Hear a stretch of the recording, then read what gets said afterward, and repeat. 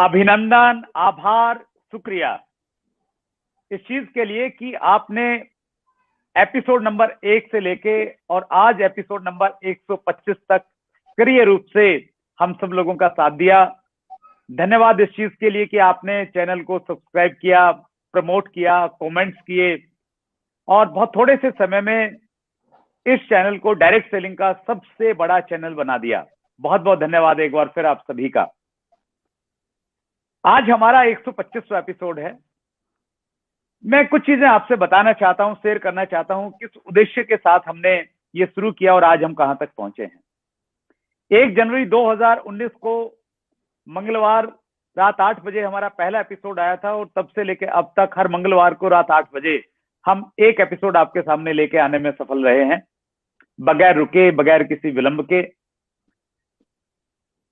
हमारा पहला मकसद ये था कि हम डायरेक्ट सेलिंग इंडस्ट्री के लोगों को एक साथ एक मंच पे लाएं और हम लोग ये संदेश दें कि हम सब लोग एक हैं और हम सब लोग एक दूसरे से सीख सकते हैं। और कोई भी इंडस्ट्री आगे तभी बढ़ती है जब उसमें संगठन होता है, संगठित होते हैं लोग। हम बहुत सारी ऑर्गेनाइजेशन को जानते हैं। हम डॉक्टर्स की ऑर्गेनाइजेशन की बात करें, हम लोग गोल्ड स्मिथ की ऑर्गेनाइजेशन की बातचीत करें, तो जब संगठन होता है तो सरकार भी सुनती है और सारी चीजें बेहतर होती चली जाती हैं। तो हमारा पहला प्रयास ये था कि डायरेक्ट सेलिंग के कामयाब लीडर्स को हम लोग एक साथ में लेके आए और हम लोग जितने बड़े बड़े नाम है डायरेक्ट सेलिंग इंडस्ट्री के, हिंदुस्तान की जो एथिकल कंपनी और एथिकल लीडर्स को हम लोग लेके आए। कुछ लोगों के अगर मैं नाम आपके साथ शेयर करूं तो अनुराग Agarwal, doctor Surekha Bhargava, BC Chhawra, Prem Kumar, Siddharth Singh, Mukesh Kothari, SP भारल, Sonu Sharma, Surya Sinha, Pankaj टिटोरिया और कितने सारे बड़े बड़े नाम जो डायरेक्ट सेलिंग के दिग्गज लोग हैं, उनको हम साथ में लेके आए। फिर ये था कि यार जो लोग इंडस्ट्री से जुड़े हैं वो तो इंडस्ट्री की तारीफ करेंगे ही करेंगे, उनको तो अच्छा लगेगा। फिर हम कुछ ऐसे लोगों को लेके आए जो बहुत बड़े ट्रेनर्स हैं, कॉर्पोरेट्स को ट्रेनिंग देते हैं, जिनका एक बड़ा नाम है। तो वो अगर डायरेक्ट सेलिंग की तारीफ करेंगे तो शायद हमारी वैल्यू और बढ़ेगी, हमारी रेपुटेशन और बढ़ेगी। उस चीज को ध्यान में रखते हुए हम लेके आए डॉक्टर विवेक बिंद्रा, डॉक्टर उज्जवल पाटनी, डॉक्टर जितेन आड़िया, राजेश अग्रवाल, राजेश टैगोर, संतोष नायर, पुनीत जिंदल, टीएस मदान, हिमेश मदान, भूपेंद्र सिंह राठौर, प्रीक्षित जोबन पुत्रा, हर्षवर्धन जैन। इस प्रकार के बड़े बड़े जो चेहरे हैं, बड़े बड़े नाम हैं, उनको हम लोग लेके आए।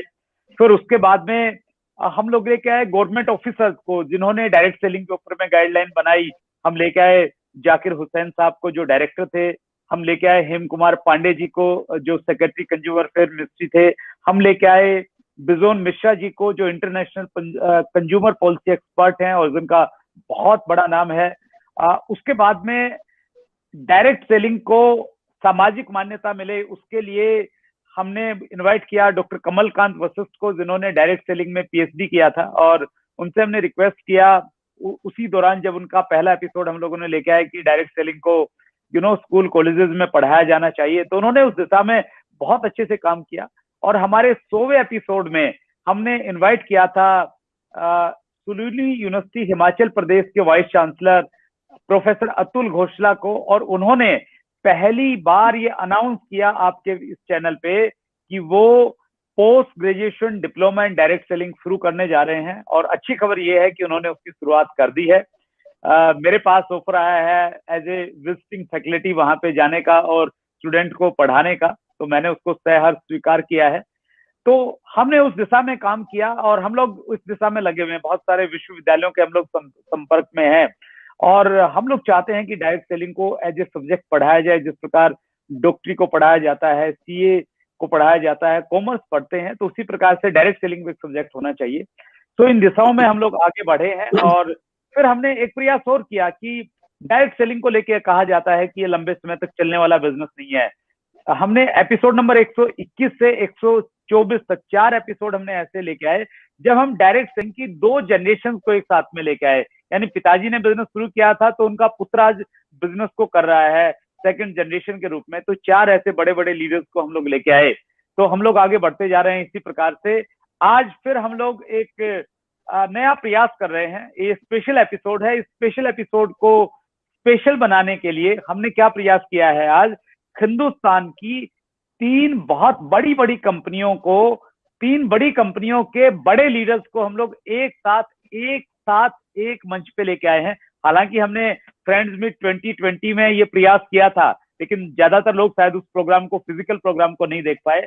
तो ऑनलाइन प्लेटफॉर्म पे पहली बार हिंदुस्तान के तीन बड़ी कंपनियों के बड़े लीडर्स आपके सामने आने जा रहे हैं। तो मैं आपके सामने प्रस्तुत करता हूं, और इस उम्मीद के साथ कि आपका प्यार, आपका सम्मान इसी प्रकार से बना रहेगा। तो आइए हम लोग मिलते हैं हमारे आज के मेहमानों से। तो आज के हमारे मेहमान हैं, सबसे पहले मैं स्वागत करता हूं मुकेश कोठारी सर का। आपका बहुत बहुत स्वागत है सर। सिद्धार्थ सिंह जी हमारे साथ जुड़े हुए हैं। सिद्धार्थ सर आपका स्वागत।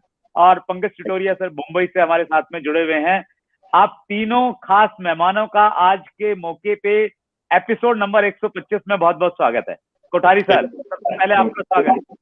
धन्यवाद, बहुत बहुत धन्यवाद। Siddharth sir, welcome sir. Thank you sir, thank you so much sir. Titoria sir, आप बॉम्बे से जुड़े, फिल्म इंडस्ट्री से भी आपका नाता रहा, और पर्सनली आपसे ही मैं आज के इस प्रोग्राम की शुरुआत करता हूं। जब मैं इस इंडस्ट्री में आया उस समय मैंने आपकी एक ऑडियो तो आपको इसकी सख्त जरूरत है, उसको मैंने बहुत बार सुना, और पहली बार इंटरव्यू में मैंने उसको कोट किया था। तो मेरा बहुत बड़ा सपना था आप जैसे लोगों से पर्सनली मिलना, उनसे सीखना। तो ये चैनल के माध्यम से ये पूरा हो पाया, और आज पूरा हिंदुस्तान आपसे सीख रहा है। तो आपका बहुत बहुत स्वागत है सर आज के स्पेशल एपिसोड में। और पहला मेरा प्रश्न आपसे ये है टिटोरिया सर, आपने लगभग शायद 22-23 साल से आप इंडस्ट्री में हैं, आप करेक्ट करना मुझे। और दूसरा, आपको उस समय हिंदुस्तान में डायरेक्ट सेलिंग का भविष्य उस समय क्या दिखता था, और आज 22 सालों के बाद में आपको क्या लगता है कि आने वाले समय में, अगर हम लोग आने वाले 22 सालों की बातचीत करें, तो आने वाले 22 सालों में आप इंडियन डायरेक्ट सेलिंग को कहां पे देखते हैं? Yes sir. Thank you very much. सबसे पहले मैं परमात्मा का शुक्र करता हूं कि उन्होंने आज ये दिन दिखाया कि आज मेरे साथी भाई जो मुकेश भाई हैं और सिद्धार्थ भाई, उनके साथ में मुझे आपने मौका दिया, उनसे मिलने का मौका दिया, समझने का मौका दिया। और सबसे पहले मैं बधाई देता हूं। मैं आज बहुत इमोशनल हो रहा हूं, क्योंकि जो अभी आपने बात की, और मेरा सपना था शुरू से ही कि ये एक ऐसा मैसेज दुनिया तक पहुंचे। आपने जिस तरह से कृष्ण ने अवतार लिया, रामचंद्र ने अवतार लिया, उसी तरह से नेटवर्किंग के बिजनेस में आपको ईश्वर ने भेजा है अवतार बनकर उन लोगों के लिए। ये बहुत बड़ी बात है जो आप इतने सारे लीडर्स को, अच्छे लोगों को जिन्होंने काम किया, उनको एक प्लेटफॉर्म पे लेकर आए। ये बहुत बड़ा काम है सुरेंद्र भाई। मैं आपको दिल से नमन करता हूँ, हेड्स ऑफ करता हूँ आपको, कि आपने बहुत अच्छा काम किया, बहुत अच्छा काम कर रहे हैं। परमात्मा करे आपका ये चैनल कभी, आपका ये प्रोग्राम कभी खत्म ना हो, इसी तरह से चलता रहे, इसी तरह से चलता रहे। बहुत बहुत बधाई हो आपकी पूरी टीम को। मैं बताना चाहूंगा कि मैं पंकज टिटोरिया, मैं थिएटर एक्टर हूं। मैंने काफी सीरियल्स किए, कुछ फिल्में भी की। मेरी वाइफ हैं जो गवर्नमेंट जॉब में है। हमारे 2 बच्चे हैं, दोनों की शादियां हो चुकी हैं, दोनों सिंगर हैं, दामाद भी सिंगर हैं। ये मेरा बैकग्राउंड है छोटा सा। ओके, मेरी ऑडियो जो बात किया आपने, वो ऑडियो आज भी 23 सालों में हमारे बिजनेस में बहुत सुनी जाती है दिल से। तो मैं उसके पीछे तो नहीं जाऊंगा, लेकिन जिसको सुनना है वो सुन सकते हैं। पर जब मैंने ये बिजनेस साइन अप किया था, मेरे पास कुछ भी नहीं था। मेरे पास पैसे नहीं थे, मैं स्ट्रगल कर रहा था और बहुत परेशान था। लेकिन उस समय मुझे नहीं दिखता था ये जो काम कर रहा हूं। पर उस समय भी और फिल्म लाइन में भी मेरा एक ही मकसद था, लोगों के काम आना। मैंने इंडस्ट्री में बहुत सारे लोगों को निमित्त बना। मैं, बड़े बड़े नाम हैं, अनुराग कश्यप हैं, गोविंद नामदेव हैं, यशपाल शर्मा हैं, ऐसे बहुत लंबी फहरिस्त है। जब मैंने ये बिजनेस देखा तो मुझे सबसे अच्छा इस बिजनेस में, मुझे नहीं पता था इसका भविष्य क्या है, मुझे नहीं मालूम था ये कंपनी क्या है। मुझे ये पता था कि मुझे जिसने बताया था उन पर विश्वास किया कि ये बहुत अच्छा काम है और इस काम से दुनिया का भला हो सकता है। बस ये सोचकर, एक पॉजिटिव आदमी क्या सोच सकता है, मैंने वही सोचकर, क्योंकि मैं पॉजिटिव था, तब मैंने इसको स्टार्ट किया। और दिल से, शुरुआत में मुझे नहीं पता था ये बिजनेस कितना बड़ा है। हमने अपलाइन को तंग भी किया, बहुत बहुत सीरियसली नहीं थे। आदतें खराब थी हमारी बहुत सारी, तो हमारा फोकस नहीं था। लेकिन जब हमने इस बिजनेस को समझा सेमिनार्स के जरिए, अपनी अपलाइन के जरिए, और हमारे हिंदुस्तान के बहुत बड़े लीडर जब उनसे मिले, हम उनसे, ओके, सुमित एंड तानिया बहादुर, तब उनके जरिए हमको ये समझ में आया कि बिजनेस बहुत बड़ा है और ये बड़ा हो सकता है। तब भी ये नहीं था कि हम बहुत पैसा कमाएंगे, हाँ ये था कि जो आज परेशानियां हैं उनसे निकल जाएंगे, थोड़ा पैसा आ जाएगा, ठीक हो जाएगा। बहुत परेशान थे, मतलब कभी कभी सोचते थे कि जिंदगी क्या है। फिल्म लाइन में थे, स्ट्रगल बहुत था, पैसे पैसे को तरसे हैं, कोई दोस्त नहीं छोड़ा जिससे 10 रुपए उधार ना मांगे हो। तो ये सोच के कि हमारी जिंदगी थोड़ी अच्छी हो जाए और जो आने वाले लोग इस बिजनेस में आ रहे हैं, हमारा फोकस था कि उनके ऊपर हम लोग मदद करें उनको, बस ये शुरुआत में था। लेकिन आज 23 साल बाद इस बिजनेस को मैं जब देखता हूं, इसको मैं परमात्मा का काम बोलता हूं, क्योंकि परमात्मा के नियम पर यह बिजनेस आधारित है। क्या है कि आप सबसे प्रेम करो, सबके अंदर परमात्मा का रूप देखो, सच बोलो और लोगों की मदद करो। ये जो बिजनेस का फ्यूचर जो मैं आज देख रहा हूं कि मेरी आदतें बदली, मैंने बहुत गंदी गंदी आदतें जो मेरे अंदर थी मैंने उनको दूर किया। शराब पीते थे, नॉनवेज खाते थे, कुछ भी नहीं आता था, कुछ भी नहीं पता था जीवन क्या है। लेकिन आज हजारों लोगों के निमित्त बन रहे हैं, हजारों लोगों ने शराब छोड़ी, वेजिटेरियन हो गए हैं, एक अच्छा इंसान बनने की तरफ अग्रसर हैं। तो हमको इस सिस्टम ने, हमको इनके सिद्धांतों ने, सिद्धांत क्या है कि दूसरों के काम आओ, आपको लोगों से बात करनी है, लोगों को मदद करनी पड़ेगी। तो आपको, मैं नहीं चाहता था कि मैं ये गंदी आदतें छोड़ूं, मैं तो चाहता था कि मैं बियर भी पीता रहूं और नेटवर्किंग भी करूंगा। लेकिन वो जब पता चला, कार्डिनल रूल्स की बात की हमारी अपलाइन में, कि आप हीरो बन जाते हैं, आप मॉडल बन जाते हैं, या दुनिया आपको देखती है एज ए हीरो, तो आपको कैसा बनना चाहिए। तो मेरे अपलाइन ने मुझे हमेशा कार्डिनल रूल्स का महत्व बताया और कहा कि इन पे अमल करोगे तो ही आप जीवन में सफल होंगे और लोग आपको फॉलो करेंगे। तो मुझे और अच्छा बनने की तरफ प्रेरित किया और आज हम सारी बुराइयां छोड़ चुके हैं। परमात्मा से हमारी दोस्ती हो चुकी है जो पहले नहीं थी। लोगों के प्रिय बन चुके हैं, आइडल बन चुके हैं, लोगों ने हमारे फोटो अपने मंदिरों में लगा रखे हैं।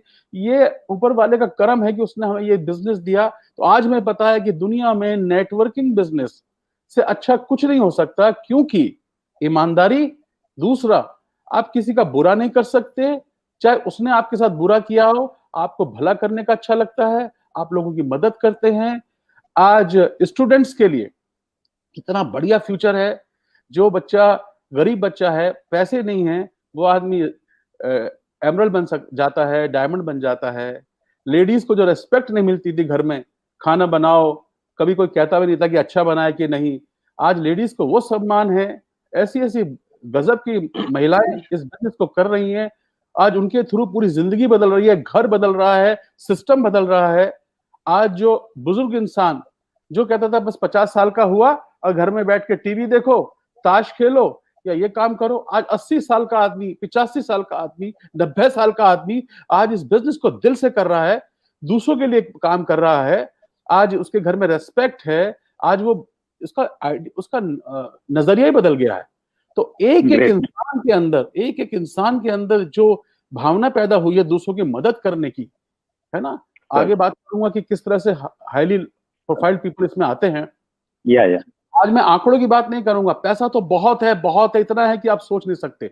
बट पैसा सब कुछ नहीं है। पैसे के अलावा जो आप बनते हैं अच्छे इंसान, आज मैं अच्छा इंसान बनने की कोशिश कर रहा हूं। मेरी टीम में जब मैं लोगों को देखता हूँ, कहते हैं मैंने तंबाकू छोड़ दिया, मैंने सिगरेट छोड़ दी, सर मैं मम्मी पापा से अच्छी तरह बात नहीं करता था, बहुएं बोलती है मेरे सास मुझे अच्छी नहीं लगती थी, सास बोलती थी मुझे बहू अच्छी नहीं लगती थी, है ना। इस तरह के पड़ोसियों से आपका प्रेम नहीं था, एक ही बिल्डिंग में रहते हैं बंबई में, पड़ोसी को जानते नहीं है, ये कुछ भी नहीं था अच्छा। तो आज जो इस नेटवर्किंग बिजनेस से, मैं तो ये कहता था अपने सेमिनार्स में कि जब मैं पाकिस्तान की बात सुनता था, ये बिजनेस ओपन हो जाए हर जगह, वहां अपनी डाउनलाइन हो, यहाँ उनकी डाउनलाइन हो, तो सोचिए कि हर आदमी एक दूसरे के बारे में अच्छा ही सोचेगा, अच्छा ही सोचेगा, अच्छा ही सोचेगा। तो ये सब बातें जो है बिजनेस में बहुत कुछ है तो जो अच्छा इंसान बनाती हैं। इसका फ्यूचर बहुत ब्राइट है। मैं ये बोलूंगा किसी को भी छोड़ना नहीं है। मंदिर का प्रसाद ईश्वर ने दिया है, जिस तरह से सबको बांटता है पुजारी, ये बिजनेस सबको दीजिए, छोड़िए मत किसी को। कैसे लाना है वो एक आर्ट है, कैसे बात करनी है वो एक आर्ट है, वो स्किल है। लेकिन जो मुझे लगता है, आज मैं आपको सुन रहा था, मैं आपको जानता नहीं था सुरेंद्र भाई, अभी मिला नहीं हूं पर्सनली आपसे, लेकिन आप जब बात कर रहे थे मेरी आंख से आंसू आ रहे थे। क्यों? आप दूसरों का सोच रहे हैं, आप दुनिया का सोच रहे हैं, आप कैसे कैसे लोगों को लाए। डॉक्टर विश्वरूप जो आज मसीहा बन चुका है, डॉक्टर विश्वरूप चौधरी आज लोगों का मसीहा है, आप उनको लेकर आए, उनकी आवाज सरकार तक नहीं पहुंच रही है। तो दुनिया के अच्छे अच्छे लोग, अच्छे प्रोफेशन के लोग आप एक प्लेटफॉर्म पर लाए, और ऐसे लाइए, हम मदद करेंगे आपको। जिस फैकल्टी की आप बात कर रहे हैं, आप हमको भी इनवाइट करिए, हमें मौका मिले तो हम भी जाकर अपना मैसेज लोगों तक देना चाहते हैं। मरते दम तक एक सपना था, ऑस्कर मिले, फिल्म 9 में ये मिले, फिल्म 9 में ये मिले, अब एक ही सपना है कि आप परमात्मा, जाना तो सबको है ना, लेकिन ये मैसेज दुनिया तक जितने लोगों तक पहुंचाएं, किसी को समझा रहे हो तो तेरा बुलावा आए। कोविड सिचुएशन से दुनिया डरी हुई है कि ये पेंडेमिक सिचुएशन है, क्या हो रहा है क्या नहीं, लेकिन आज नेटवर्किंग बिजनेस में आज लोग आबाद हो रहे हैं, लोगों को पैसा आ रहा है, सब धंधे बंद हैं। फिल्म इंडस्ट्री में लोगों को पैसे नहीं है, लाखों रुपए के कमाने वाले, उनके घर में राशन नहीं है, जहां पर हम निमित्त बने कि उनके यहाँ कुछ राशन की हेल्प की, दिल रोता है। तो दुनिया का बहुत बड़ा बिजनेस, महान बिजनेस, इसलिए नहीं कि पैसा बहुत है, पैसा तो आप कहीं भी कमाएंगे, पर अच्छे तरीके से, ईमानदारी से, लोगों की मदद करके, दूसरों को अपलिफ्ट करके, और हमारे गुरु का आशीर्वाद है, उनका आशीर्वाद हमेशा बना रहे। तो ये बिजनेस में जो सिद्धांत हैं परमात्मा के, सच बोलना, सबसे बड़ी बात, मैंने सच बोलना अब स्टार्ट किया। 1 मई 2020 को मैंने कसम खाई कि मैं अब सच बोलूंगा, तब से मैं सच बोल रहा हूं। सारी जिंदगी करप्ट से भरी थी, सारी लाइफ जो थी करप्शन था, मैनिपुलेशन था, सब कुछ था। और परमात्मा हर किसी इंसान के अंदर देखना है। हमें लोगों ने बहुत बुरा भला कहा, मेरे घर वालों ने मेरे को बुरा कहा, सबने, लेकिन हम उनके लिए दुआ ही करते हैं। और नेटवर्किंग, दैट्स ग्रेट। आज मुकेश भाई को सुनते हैं, पूरी दुनिया सिद्धार्थ भाई को सुनती है। आज इतने, मैं दिल से बोलता हूं कि एक से एक ग्रेट लीडर जो आप लेकर आए हैं, चाहे वो दीपक बजाज हो, चाहे वो हर्ष जैन हो, चाहे वो संतोष नायर हो, बहुत अच्छे अच्छे लोगों को लेकर आए जिनसे मैं आज भी सीख रहा हूं। तो मैं इसको नमन करता हूं इस इंडस्ट्री को, और ये कहूंगा कि दुनिया के हर इंसान को एक बार समझना चाहिए, करना ना करना अलग बात है, प्रोडक्ट्स सेकेंडरी हो जाएंगे, सब एक ही चीज है। परमात्मा चाहता है मेरे भाई मिलकर रहें, आपस में सब प्रेम से रहें, और प्रेम बढ़ता रहे, प्रेम बढ़ता रहे, प्रेम बढ़ता रहे। प्रेम बढ़ाने के लिए दुनिया में इससे बढ़िया बिजनेस नहीं है, फ्यूचर बहुत ब्राइट है। मेरी तो यही भावनाएं हैं जो मैंने अपनी रखी आपके साथ। ग्रेट, सुपर सर, आपकी जो बातें हैं और उनमें जो इमोशंस हैं वो बिल्कुल साफ झलक रहा है। आप कितना गंभीरता से इस इंडस्ट्री को लेते हैं और कितना बड़ा बदलाव इस इंडस्ट्री ने आपकी जिंदगी में और लोगों की जिंदगी में किया है, वो अद्भुत आपकी बातों से झलक रहा है सर। कोठारी सर, मैं आपके पास में भी आना चाहता हूँ। 20 साल पहले इंडस्ट्री में क्या दिखता था और अगले 20 साल में कहाँ दिखती है सर? देखिए, डायरेक्ट सेलिंग की बात करें तो पंकज डिलोरिया साहब जो हैं, उनके बारे में थोड़ा बता दूं कि मैंने मेरी लाइफ का जो पहला जो फंक्शन अटेंड किया था भीलवाड़ा राजस्थान में, पंकज डिलोरिया सर का किया था। और उन्होंने जब इस बिजनेस की गहराई बताई तो मुझे लगा कि ये इस तरह के भी क्या बिजनेस होते हैं। एक अनस माथुर साहब हैं हमारे भीलवाड़ा में, उनसे मैंने डायरेक्ट सेलिंग का पहली बार प्लान देखा और पहली सेमिनार मैंने साहब की देखी। और उस समय सिर्फ इतना लगता था कि हम अपनी कठिनाइयों से बाहर निकल सकते हैं और इसलिए इस काम को कर लेना चाहिए। पहली सोच तो ये थी। दूसरी ये थी कि जा कुछ नहीं सकता, हम यहाँ पर कोई इन्वेस्टमेंट नहीं कर रहे हैं, किसी तरह का कोई पैसा नहीं लगा रहे हैं। इसका मतलब ये है कि हमें एक्स्ट्रा काम करने से रुकना नहीं चाहिए। तो मैं अपनी प्राइवेट सर्विस के दौरान मैंने डायरेक्ट सेलिंग को किया। बहुत बड़े सपने नहीं थे, बस ऐसा था कि भाई छोटा मोटा जो खर्चा है कुछ एडिशनल पैसा उसके अंदर आ जाए। लेकिन कहते हैं कि जैसे जैसे हम इस बिजनेस की गहराई के अंदर जाते हैं और जैसे जैसे गहराई में गए, जैसे जैसे अपलाइनों को हमें अपलाइनों का मार्गदर्शन मिला और जैसे जैसे सीनियर लीडर से हम मिलते गए, हमें पता चला कि इस बिजनेस में बेसिक क्या होते हैं, कोर क्या होते हैं, कार्डिनल रूल्स क्या होते हैं। और जैसे जैसे वो अंदर जाते गए, यूं कहें कि उसके अंदर परिवर्तन आता गया और विजन डे बाय डे बढ़ता गया। उस समय बहुत बड़ी सोच नहीं थी, लेकिन धीरे धीरे आगे बढ़ते गए, बहुत बड़ी सोच आई। आने वाले समय में क्या होगा, जो मैं वैसे तो भविष्य वक्ता नहीं हूं, लेकिन मुझे जो लगता है वो मैं आपको बता देना चाहता हूं। आने वाले समय में डायरेक्ट सेलिंग जो बिजनेस है दुनिया में सबसे टॉप प्रायोरिटी के बिजनेस के अंदर एक आ जाएगा। अभी लोगों का या यंग जनरेशन का जो लगाव है वो हमेशा रहता है कि अब मैं इंजीनियर बनूं या आईआईटी इंजीनियर बनने के साथ में एमबीबीएस करूं या डॉक्टर बनूं या कोई बड़ा सॉफ्टवेयर इंजीनियर बनूं या यूं कहे कि पॉलिटिशियन बनूं। इस तरह के लोगों के मन में बात होती है कि मैं ये बड़ी काम करूं। लेकिन आने वाले समय में मैं आपको ये बताता हूँ कि डायरेक्ट सेलिंग के जैसे जैसे एग्जाम्पल क्रिएट हो जाएंगे अगले 5 से 7 सालों के अंदर, आप देखेंगे कि डायरेक्ट सेलिंग को लेकर सब लोग प्रमोट कर रहे होंगे। अभी इनिशियल रूप में आप हम देखें तो डायरेक्ट सेलिंग को कोई प्रमोट करने वाला नहीं था। मुझे अच्छी तरह पता है, जब मैंने डायरेक्ट सेलिंग का काम चालू किया और डायरेक्ट सेलिंग का काम चालू करने के बाद जब मैंने पहली कार खरीदी डायरेक्ट सेलिंग के अंदर, मारुति 800, ये मेरी पहली ड्रीम कार थी और मैंने वो कार को खरीदा था। और जब मुझे लोन लेना था तो मुझे लोन लेने के लिए जब मैं बैंक में गया तो बैंक वालों ने मुझे लोन देने से मना कर दिया। क्यों मना कर दिया? क्योंकि उन्होंने थोड़ा सा मेरा इंटरव्यू लिया और उन्होंने कहा कि आप करते क्या हो। मैंने कहा कि डायरेक्ट सेलिंग करता हूँ। वो कहते नहीं नहीं, वो तो ठीक है, आप करते ओरिजिनल करते क्या हो। मैंने 3 बार उनको बताया डायरेक्ट सेलिंग, यानी डायरेक्ट सेलिंग को कोई मान्यता उनके दिमाग में नहीं थी। न पॉलिटिशियन को पता था डायरेक्ट सेलिंग क्या होती है, न ब्यूरोक्रेट्स को पता था कि डायरेक्ट सेलिंग क्या होती है, न पुलिस को पता था कि डायरेक्ट सेलिंग क्या होती है। किसी को भी ये पता ही नहीं था कि डायरेक्ट सेलिंग होती क्या है। उस समय के दौर में हमने काम किया और धीरे धीरे ये परिवर्तन आ रहा है। परिवर्तन क्या आ रहा है? सामाजिक मान्यता मिल रही है। अभी आप डायरेक्ट सेलिंग की गाइडलाइन बनी, गाइडलाइन के बाद अभी आपने बताया कि यूनिवर्सिटी में कोर्स चालू हो रहे हैं और ये धीरे धीरे देखेंगे। अभी मैंने थोड़े दिन पहले मेरे पास एक मैसेज आया जिसमें बताया था कि कोई एमबीए की क्लास चल रही है मार्केटिंग की, उसके अंदर डायरेक्ट सेलिंग का बेकायदा पूरा चैप्टर है डायरेक्ट सेलिंग का। तो इस तरह से धीरे धीरे परिवर्तन आते आते आप क्या देखेंगे कि जैसे फिल्मों को सामाजिक मान्यता मिली वैसे वैसे डायरेक्ट सेलिंग को सामाजिक मान्यता मिलेगी। टिटोरिया साहब है अभी फिल्म लाइन के, तो मैं बता दूं कि 70 साल पहले कोई भी सभ्य समाज का आदमी डायरेक्ट फिल्मों के अंदर अपनी बहू बेटियों को जाने नहीं देता था, क्योंकि नाचने गाने वाला काम है। लेकिन आज दुनिया का कोई आदमी ऐसा नहीं चाहता कि मेरी बेटी बड़ी एक्टर्स ने बने या एक्टर्स ने बने या एक्टर ने बने। ये परिवर्तन आया, ये धीरे धीरे परिवर्तन आया। जैसे जैसे सामाजिक मान्यता मिलती गई, आज फिल्मों पे यूनिवर्सिटी है, फिल्मों पे बड़े बड़े काम होते हैं, यूं कहें कि उनको बड़े बड़े सम्मान मिलते हैं। ये सामाजिक मान्यता का एक बदलाव था जो धीरे धीरे आया और आने वाले समय में डायरेक्ट सेलिंग में यही बदलाव आ रहा है। और धीरे धीरे अब लोग बाग समझने लगे हैं, जैसे जैसे गवर्नमेंट एक्सेप्ट कर रही है, अब जज भी बनेगा तो डायरेक्ट सेलिंग का एक्ट पढ़कर, जब डायरेक्ट सेलिंग का कानून आएगा एक्ट पढ़कर वो जज बनेगा, तो पहले दिन उसे पता होगा डायरेक्ट सेलिंग क्या है। और जब भी कोई पुलिस वाला या बड़ा आईएएस अफसर बनेगा या आईपीएस आएगा तो वो डायरेक्ट सेलिंग का एक चैप्टर पढ़कर आएगा।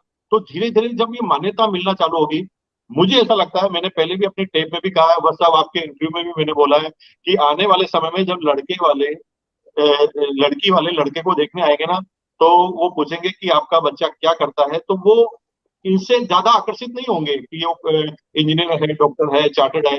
वो आकर्षित होंगे कि ऐसा काम जो सब कुछ एक साथ दे दे, प्यार, सम्मान, इज्जत, दौलत, शोहरत, सर्कल, सिक्योरिटी, टाइम, पैसा, ये सारी चीजें एक साथ जहां पर मिल जाएगी, वो केवल डायरेक्ट सेलिंग में होगी। और आने वाले समय में अगले 10 साल 15 साल में आप देखेंगे कि डायरेक्ट सेलिंग का डायमंड टॉप प्रायोरिटी पे होगा, डायरेक्ट सेलिंग का यह बड़ा लीडर वो टॉप प्रायोरिटी पे होगा। कोई भी बाप अपनी बेटी को वहीं पर देना चाहेगा कि वहीं पर उसको ज्यादा फ्रीडम मिलेगी। तो आने वाले समय में ये सिनेरियो बदलने वाला है। आने वाले समय में ये फ्यूचरिस्टिक जो बिजनेस है कि अभी एज ए कैरियर लोग कम लेते हैं, एक बार ट्राई मारते हैं, फिर धीरे धीरे सीरियस होते हैं, फिर कैरियर लेते हैं। आने वाले समय में एज ए कैरियर लेने के लिए इस बिजनेस को आएंगे। आप देखेंगे कि यूनिवर्सिटी में एमबीए किया और एमबीए करने के बाद वो कहता है कि मैं डायरेक्ट सेलिंग करूंगा। ऐसे धीरे धीरे बदलाव आएगा और आने वाले समय में ये इतना फ्यूचरिस्टिक बिजनेस हो जाएगा कि दुनिया का इसका लोहा मानना पड़ेगा और मैक्सिमम लोग इस बिजनेस को करना चाहेंगे, इसमें कामयाब होना चाहेंगे। Thank you. Thank you so much Kothari sir. आपने 2040 और 42 में क्या होगा उसकी पिक्चर हमारे सामने रखी, और ये बिजनेस एक्चुअली विजन का ही बिजनेस है। जिन लोगों को 2021 में 2031 में क्या होगा वो दिखता है, वही लोग फिर किसी की परवाह नहीं करते हैं और वो बिल्कुल सबको चीरते हुए आगे बढ़ते हैं। Thank you so much Siddharth sir. आप तो एक बहुत बड़े एग्जाम्पल हैं सर डायरेक्ट सेलिंग इंडस्ट्री में। आपने ये बताया सर कि ये एक ऐसा बिजनेस है, इसमें जैसे टिटोरिया सर ने बोला कि ये अच्छा इंसान तो बनाता ही बनाता है और उसके बिना आप आगे बढ़ ही नहीं सकते। उसके साथ में इतना पैसा ये इंडस्ट्री देती है कि मतलब एक 100 करोड़ रुपए की एक बड़ी इंडस्ट्री लगा के जितना पैसा नहीं कमाया जा सकता, उतना पैसा इस बिजनेस से बगैर किसी इन्वेस्टमेंट के कमाया जा सकता है। और आपको एशियाज बिगेस्ट अर्नर बताया जाता है। आपका विजन क्या है सिद्धार्थ सर? आपको क्या लगता है कि 20 साल बाद में मतलब इनकम कहाँ पे पहुंच जाएंगी लोगों का और क्या होने वाला है सर? सर सबसे पहले तो कॉन्ग्रेचुलेशंस आपके इस 100वें एपिसोड के लिए। एंड जैसे मैंने थोड़ी देर पहले आपको पर्सनल बातचीत में भी कहा था, भगवान करे हम जल्दी 500, 1000 और कई हजारों एपिसोड इसके आए। मेरे से पहले पंकज भाई ने और मुकेश भाई ने बहुत जो भी मैं सोचता था, मेरी सारी दिल की बातें आपके सामने रख दी। तो मैं कुछ अपने पर्सनल एक्सपीरियंस शेयर करूंगा। सर जब अप्रैल 98 में मेरी इस बिजनेस में एंट्री हुई थी, जस्ट कॉलेज के फाइनल ईयर कंप्लीट ही किया था। उस समय सर जब मैंने ज्वाइन किया था, तो जिसको भी मैं बताता था मैं ये बिजनेस करता हूँ, तो सभी लोग मेरे से एक सवाल करते थे कि इसके अलावा आप और क्या करते हो। सर मुझे ये समझ में नहीं आता था कि इसके अलावा और करने को है क्या। मतलब जब ये इंडस्ट्री आपको दुनिया की, जैसे अभी पंकज भाई ने कहा, मुकेश भाई ने कहा कि सब कुछ, अरे मान मिल रहा है, सम्मान मिल रहा है, पैसा मिल रहा है, इन्वेस्टमेंट करनी नहीं है, हाथ पकड़ के लोग सिखाने को तैयार हैं और सब कुछ है, तो भाई इसके अलावा करना क्या है। तो सर उस समय ना कोई ये डाइजेस्ट नहीं करता था कि इस बिजनेस को एज अ कैरियर लिया जा सकता है।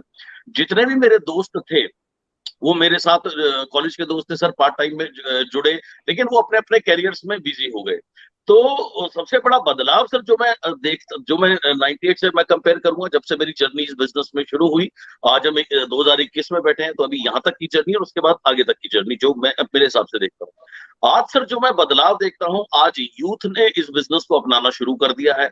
आज 24-24 साल के, 25-25 साल के यूथ हैं जिनकी इनकम 10-10 लाख रुपए या उससे ऊपर महीने की पहुंच गई है। आज ऐसे लोग ऑलरेडी हो चुके हैं जो जस्ट कॉलेज में हैं, बजाय पेरेंट्स से वो पॉकेट मनी लेने के लिए सर अपने पैसे से कार लेकर के आ रहे हैं, अपने पैसे से अपना जीवन तो चला ही रहे हैं सर, घर में उन्होंने कंट्रीब्यूट करना शुरू कर दिया है। और इस तरीके का बदलाव सर ऑलरेडी हम देख रहे हैं हमारे सामने। सर 98 की जब मैं बात करूं, और पंकज भाई मुकेश भाई इत्तेफाक रखते होंगे, उस समय क्या था, हमारे देश के तो कोई एग्जाम्पल था ही नहीं, हम तो सिर्फ बाहर गोरे लोगों के एग्जाम्पल ही सुनते रहते थे। तो सर अब ये चीज तो हमारे देश में ऑलरेडी होनी शुरू हो गई है, ऑलरेडी करंट में चल रही है।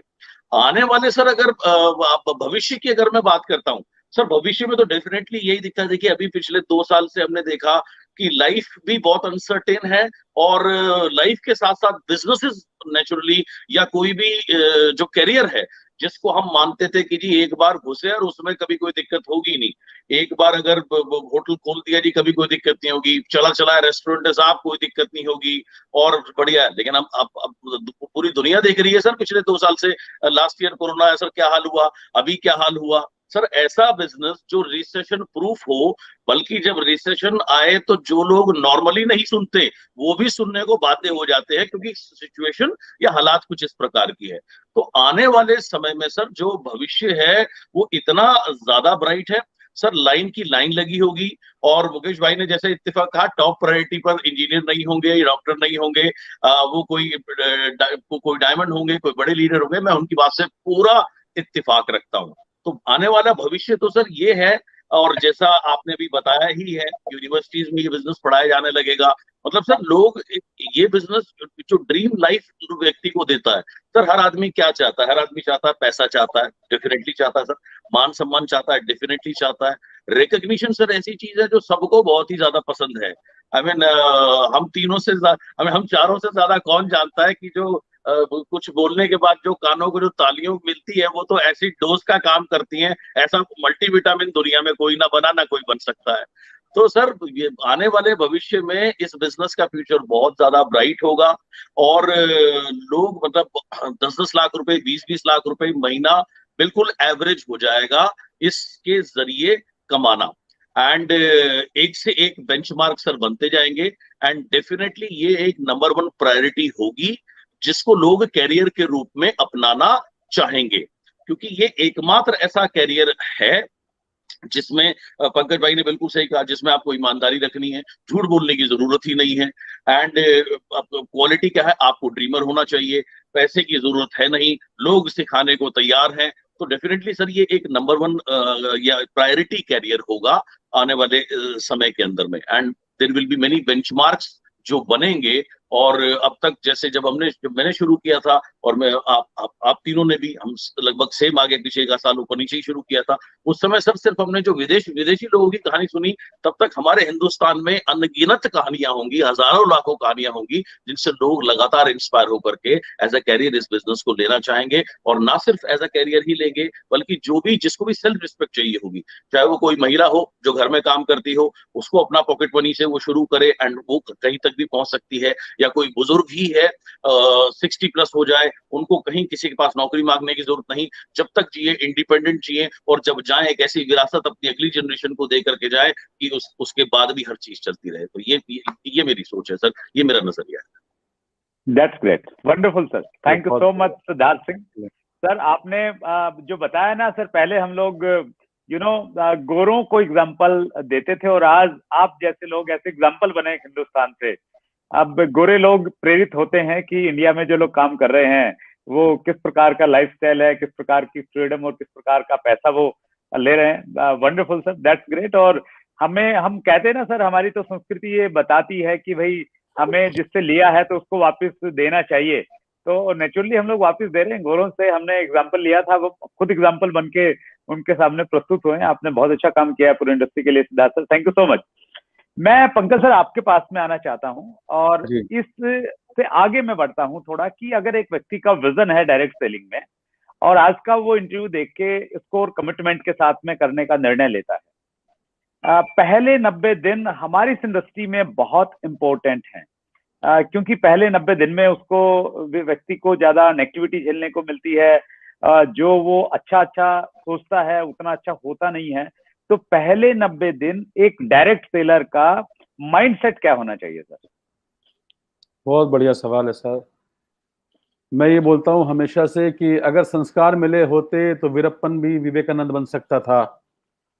ये इस बिजनेस में गेटिंग स्टार्टेड जो होती है, किसी भी आदमी की शुरुआत अच्छी या बुरी एक ही बार होती है। जिस तरह से बच्चा पैदा होता है और उसको कैसे कैसे माँ पालती है, उसके घर में दादी नानी सब लोग उसकी कैसे देखभाल करते हैं, कैसे वो संस्कार डाले जाते हैं, 3 4 5 साल कैसे कैसे उसको डेलिकेटली संभाला जाता है।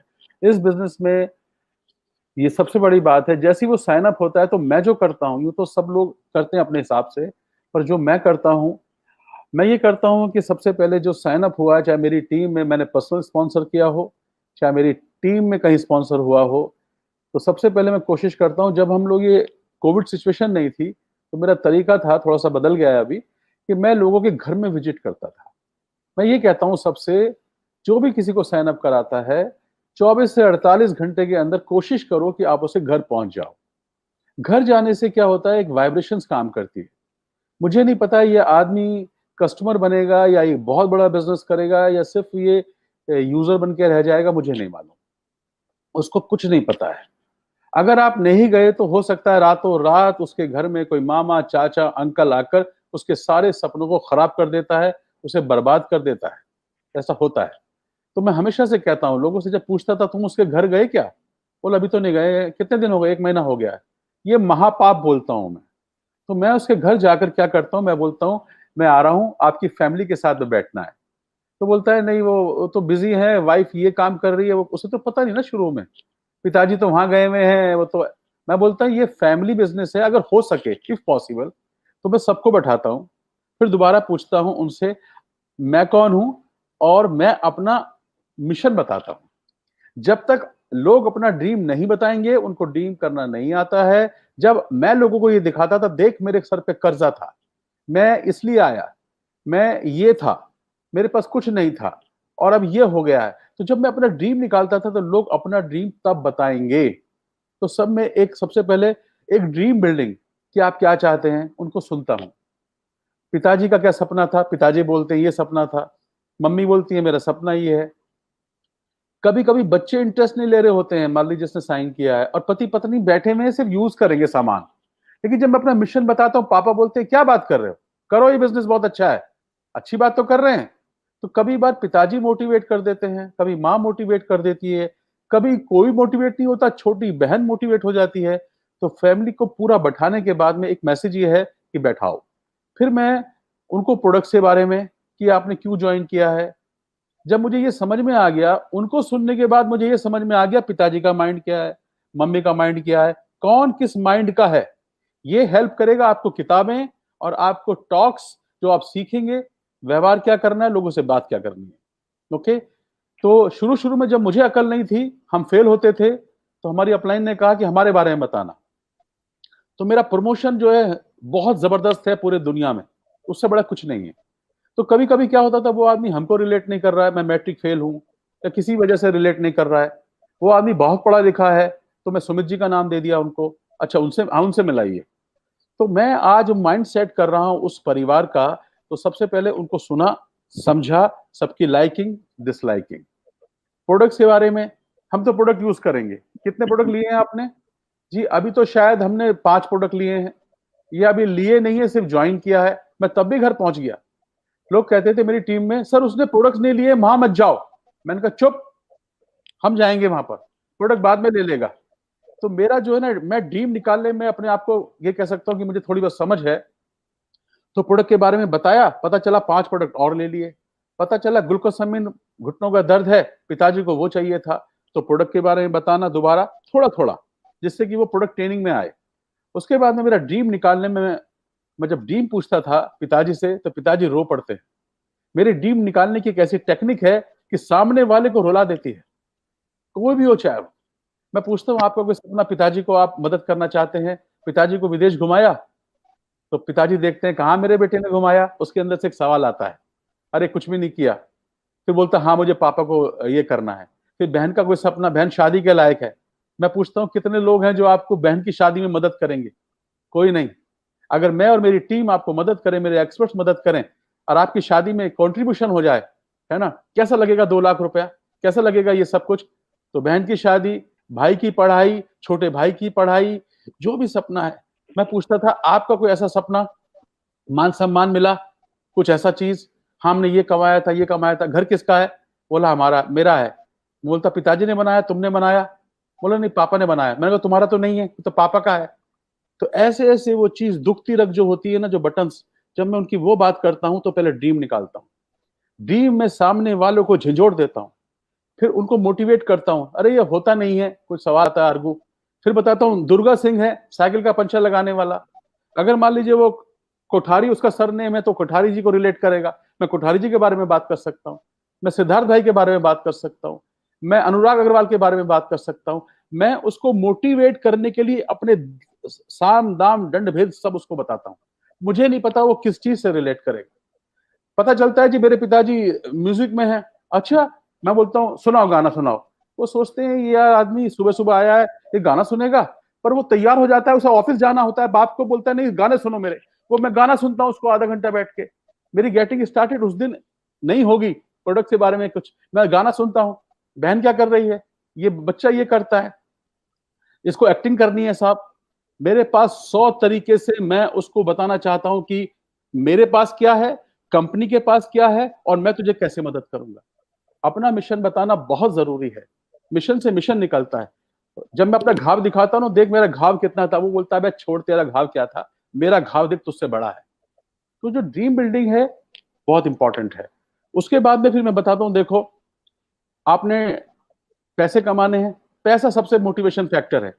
वो चाहे किसी के लिए 10,000 हो सकता है, किसी के लिए 40,000 हो सकता है, जो उसका माइंड एक्सेप्ट करेगा। अभी वो कमाते हैं 20, 25, 30,000, तो मैं उसको लाखों की बात नहीं कर सकता। मैं बोलता हूं कि आप 15% पे पहुंचेंगे तो आपको 35,000 की इनकम आ सकती है, या आपकी इनकम को डबल करने के लिए आपको कितने लोग मदद कर रहे हैं। ऐसे सवाल पूछता हूं मैं, सवाल मैंने कम से कम 100-150 बनाए हुए हैं। जब मुझे सामने वाले को देखता हूं, पता चलता है कि सवाल नंबर 75 आएगा इसके लिए, सवाल नंबर 34 आएगा इसके लिए। तो कुछ सवाल ऐसे पूछता हूं जो उसको हिला देते हैं। मैं बोलता हूं कितने लोग मदद कर रहे हैं आपको? कोई नहीं। भगवान ना करे कुछ हो जाए तो एक लिस्ट में 5 नाम बताइए जो आपके परिवार को पालेंगे। एक भी नहीं। ओके, आप कितने साल से काम कर रहे हैं? 20 साल। इनकम क्या है? 30,000।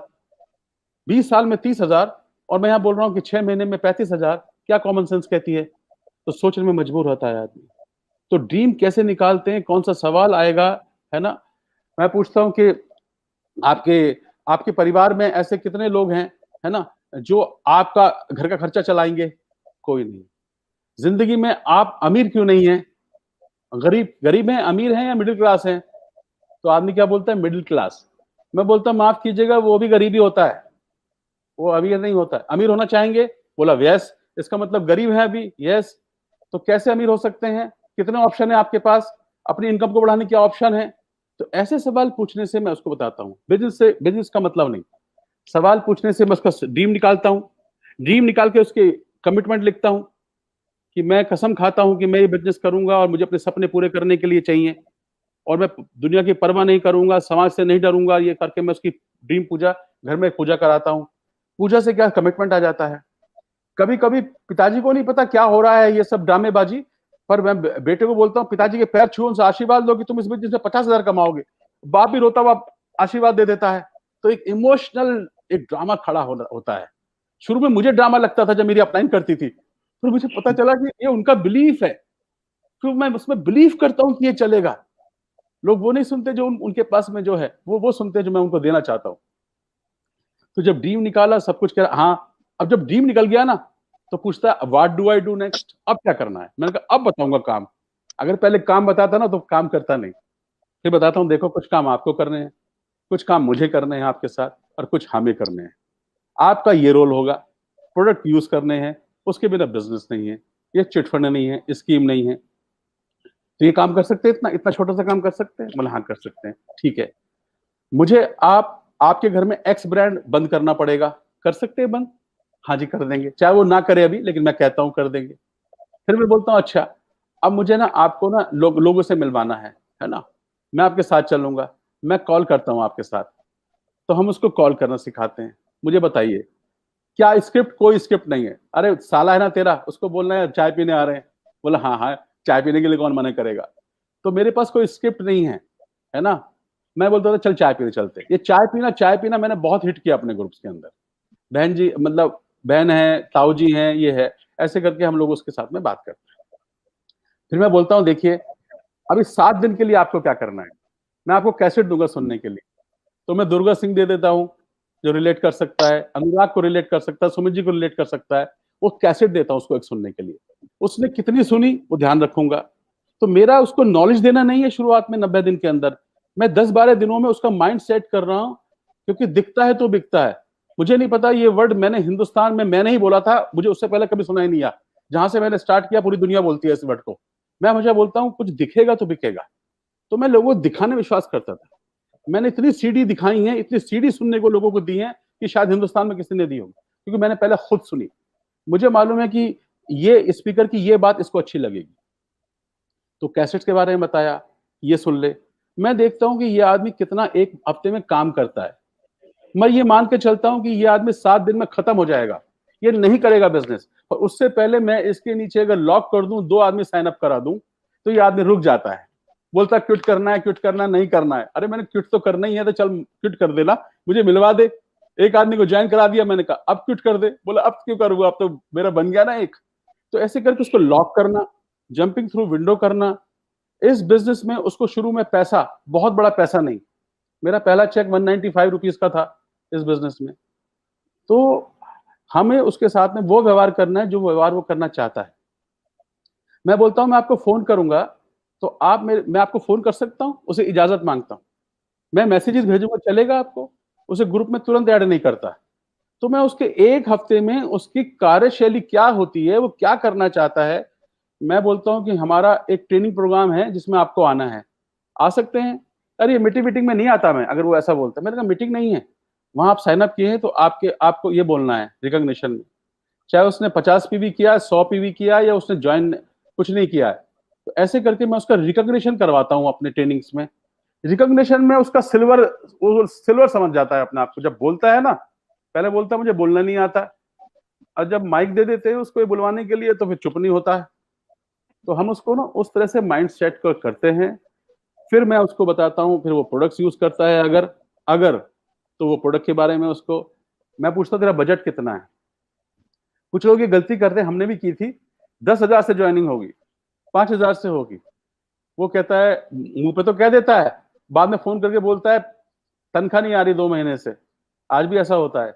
मैं बोलता हूँ तेरा बजट क्या है, 2,000 2,500 है, या 5,000, तो 2,000 पकड़ लेता है। कभी कभी बोलता है इतना भी नहीं है, तो मैं बोलता कोई बात नहीं, 1,000 रुपए तो कर सकते हैं 60,000 से। बोला 1,000 तो कर सकते हैं। सुरेंद्र साहब कभी कभी ना सब्जी का बिजनेस करने वाला शुरुआत करता है हरा धनिया से, पुदीना से, प्याज रख के बैठ जाता है, कभी आलू रख के बैठ जाता है, कभी टमाटर रख के बैठ जाता है। टमाटर से इनकम आती है तो फिर आलू रख लेता है, फिर 2 से 3 सब्जी, 4 सब्जी और सब्जी का व्यापारी बन जाता है। अगरबत्ती बेचते हैं कुछ लोग, अगरबत्ती, फिर बाद में कार भी बेचते हैं। तो मैं उसके माइंड के सेट के हिसाब से जितना भी उसका बजट हो 500 रुपए का, मैं उससे भी स्टार्ट करा सकता हूँ। ग्रेट। और ऑटो रिक्शा ड्राइवर मेरी टीम में आया तो मैंने बोला पैसे नहीं है बिल्कुल भी, 500 रुपए से भी स्टार्ट किया। मैं बोलता हूँ प्रोडक्ट्स दूंगा, इसको बेच दे, अगर उसके अंदर लगन है। कुछ बोलते हैं गरीब आदमी ना, पैसे नहीं है मेरे पास, मैं कर नहीं सकता। पैसा नहीं चाहिए, इसमें ड्रीम चाहिए, इसमें उसके अंदर सीखने की इच्छा चाहिए, उसकी हंगर चाहिए, भूख चाहिए, कितना भूखा है वो आदमी। मेरे पास भी तो पैसे नहीं थे। तो इस तरह से उसका माइंड सेट करते करते फिर धीरे धीरे 10 दिन में मैंने क्या बताया, 10 दिन किया तो उसको प्लान बताना स्टार्ट करते हैं, खड़ा करके सिखाऊंगा कैसे करते हैं। इंट्रोडक्शन कैसे करना होता नहीं पता है। बहुत सारे लोग 90 दिन के अंदर ये गलती करते हैं कि वो लोगों से बात करते हैं, ऑब्जेक्शन हैंडलिंग आता है, कर नहीं पाते हैं, और वो कहता कहां फंस गया। बोलता है ये मेरे अंकल ने किया था, मेरे इसने किया था, प्रोडक्ट बहुत महंगे हैं। मैं उसके आंसर्स ट्रेनिंग में लोगों से करवाता हूं, जो अभी 6% हुआ है, जो 9 हुआ है। प्रोडक्ट महंगे हैं भैया, तू बोलना जरा, तुम बताना। तो वो लीडर के मुंह से नहीं सुनता, वो एक नए बंदे से सुनता है कि प्रोडक्ट महंगे नहीं है, ये तो बता रहा है जवाब, इसका मतलब ये तो अभी अभी 9% पे है। तो पंकज टिटोरिया डायमंड से मोटिवेट नहीं होता, या आपके बड़े पिन से मोटिवेट नहीं होता नया आदमी। वो नया आदमी देखता है मेरे जैसा है तो, और ये जवाब दे रहा है। तो ऑब्जेक्शन हैंडलिंग, कॉलिंग करना सिखाते हैं, कैसे कॉल करना है, कॉल की स्क्रिप्ट क्या होती है, ये बहुत इंपॉर्टेंट है। जब वो हम बताते हैं कि कॉलिंग में ये बोलना है, ये नहीं बोलना है, ऐसे बोलना है। एक काम हमने और शुरू किया, जो मेरे दिमाग की उपज है, पता नहीं किसी के दिमाग में आया कि नहीं आया, लेकिन परमात्मा ने पता नहीं कहां से ये नॉलेज दी हुई, 3-4 दिन पहले ही हुआ। कि मैं कहता हूँ कॉन्फ्रेंस कॉल में ले ले भाई, पहले तू उसको ले ले, फिर उसको पूछ मेरे सर जो है आपसे बात करना चाहते हैं। वो कहता है बात कराइए, तो मुझे कॉन्फ्रेंस पे ले ले और मैं बात कर लूंगा, या मुझे पहले ले ले कॉन्फ्रेंस में, मैं तेरे को सुन लूंगा तू क्या बात कर रहा है, मैं बता दूंगा तेरी स्क्रिप्ट क्या है। तो हम लोग है ना, बोलना नहीं आता है, बहुत सारे लोगों को बोलना नहीं सीखते हैं लोग। बोलना अगर आ गया, इसका इस्तेमाल करना आ गया, कैसे बात करना है। लोग क्या करते हैं, बड़े बड़े लीडर्स भी ऐसे हैं सो कॉल्ड, जो पढ़ते नहीं है, सुनते नहीं है। मैं आज इस लेवल पे हूं, डायमंड लेवल पे कुछ नहीं है, लेवल ही है सब कुछ, पर जो मेरी समझ है इतने दिन की बिजनेस की, फिर भी मैं आज दीपक बजाज के टिप्स लेके सुनता हूं। क्या पता कोई ऐसी चीज दे दे मुझे आज के युग में।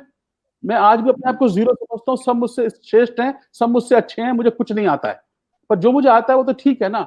अब मुझे आगे जाना है तो मुझे और कुछ सीखना पड़ेगा ना। तो मैं इस तरह से ना लोगों को कॉलिंग करना, उनसे बात करना, वो सब सिखाना। मेरी जो वर्कशॉप्स होते हैं, मैंने मीटिंग में बोलता था आ जाओ, बोलता है मीटिंग में नहीं आना। मैंने कहा वर्कशॉप्स है, हाँ वर्कशॉप में आ जाएंगे, बात तो है ही, उसको वही सुनना है। तो वर्कशॉप में आकर दूसरे आदमी से मैं काम कराता हूँ। लीडर की सबसे बड़ी गलती एक हुई है, जो हमसे भी हुई है, हम ट्रेन में बुलाया, ट्रेनिंग में हमने मीटिंग में बुलाया, हम ही 1 घंटा बोल रहे हैं, हम ही 1 घंटा बकवास कर रहे हैं, और सारे लोग सुन सुन के कान पक गए उनके। मैं क्या करता हूँ, 6% से बुलवाता हूँ, मैं 9% से बुलवाता हूँ। मेरी टीम में 9% प्लेटिनम है, मेरी टीम में जो 12% है वो फाउंडर प्लेटिनम है।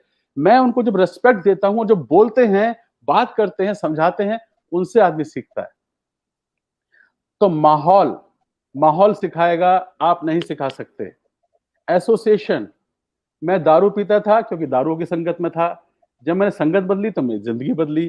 तो एसोसिएशन बदलो उसका, सीडी की एसोसिएशन करे, वीडियो की एसोसिएशन करे। कुछ चाबी सुमित जी के पास है, तो सुमित जी से हैंडल कर लेंगे।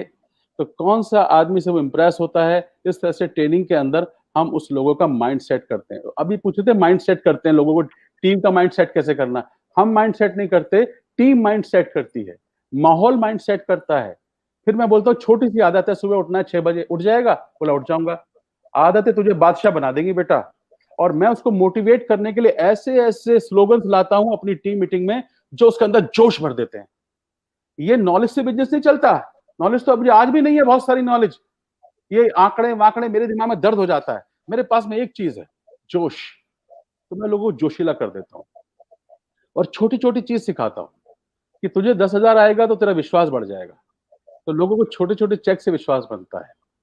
वो कि बड़ा चेक दिखा, कि चेक दिखाओ आपका, मैं कभी चेक दिखाने में विश्वास नहीं करता। क्यों? तुझे मेरा चेक देखना है या उन लोगों को चेक देखना है जिन्होंने 3 महीने पहले स्टार्ट किया, जिन्होंने 6 महीने पहले स्टार्ट किया, जिन्होंने 1 साल पहले स्टार्ट किया? तुझे चेक दिखाता हूं ना, ये मेरे चेक्स हैं।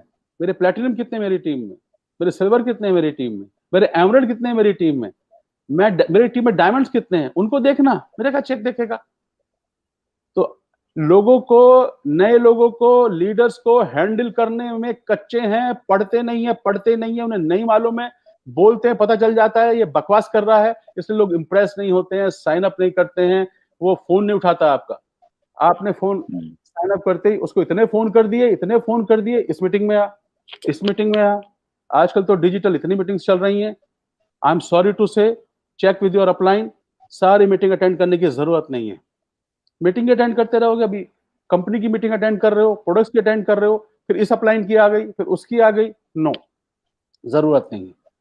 क्या कौन सी सीडी सुननी है, कौन सी वीडियो देखनी है, कौन सी टॉक सुननी है यूट्यूब पे, कौन सा प्रोडक्ट्स देखना है, वो मैं बताऊंगा तुमको। लेकिन जब मैं उससे रिलेशनशिप बनाता हूँ ना, कि देख तू मेरा छोटा भाई है, तू मेरी छोटी बहन है, तू मेरी भाभी है, तू मेरी नानी है, तू मेरी मम्मी के समान है, मैं सब किसी को दीदी बोलता हूँ, बड़ी एज की है तो मैंने दीदी, और मैं उनसे बोलता हूँ आशीर्वाद दीजिए, चरण स्पर्श, ये संबंध बनेगा। पहले इस बिजनेस में वो आदमी बिजनेस करे या नहीं करे, उसे डायमंड मत बनाओ, उसके साथ अच्छे संबंध बनाओ। शुरू में संबंध बने, ट्रस्ट होगा, प्रोडक्ट यूज करेगा, वो बिजनेस नहीं करेगा किसी वजह से, लेकिन हो सकता है वो 3 साल बाद करे। एक एग्जांपल है कि 26 साल तक वो आदमी यूजर रहा, 26 साल के बाद वो क्राउन बना, हमारी अपलाइन ने बताया था, ल्यूरिगन साहब ने। तो 26 साल तक उसको झेला होगा ना, उसको, उस आदमी ने पेशेंस रखे होंगे ना। हम गलती क्या करते हैं, साइन करते तो मीटिंग में आ जा, मत बुलाओ मीटिंग्स में। वो क्या चाहता है, वो सलमान खान से मिलना चाहता है तो सलमान खान की 5 फिल्में उसको रिकमेंड करो, शाहरुख खान की फिल्में देखना चाहता है तो उसकी शाहरुख खान बताओ। वो कहता है कि मुझे मेरे बेटे को जॉब लगवा दो ना, तो जॉब के लिए, उसके लिए जॉब के लिए ट्राई करो।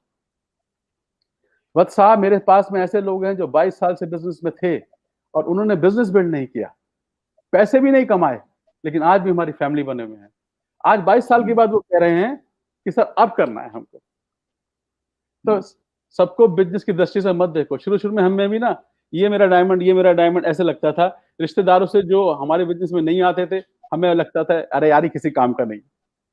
ये आज समझ में आई 22 साल के बाद, परमात्मा ने सबको चिप दिया है, चिप के हिसाब से वो आदमी रिएक्ट करेगा।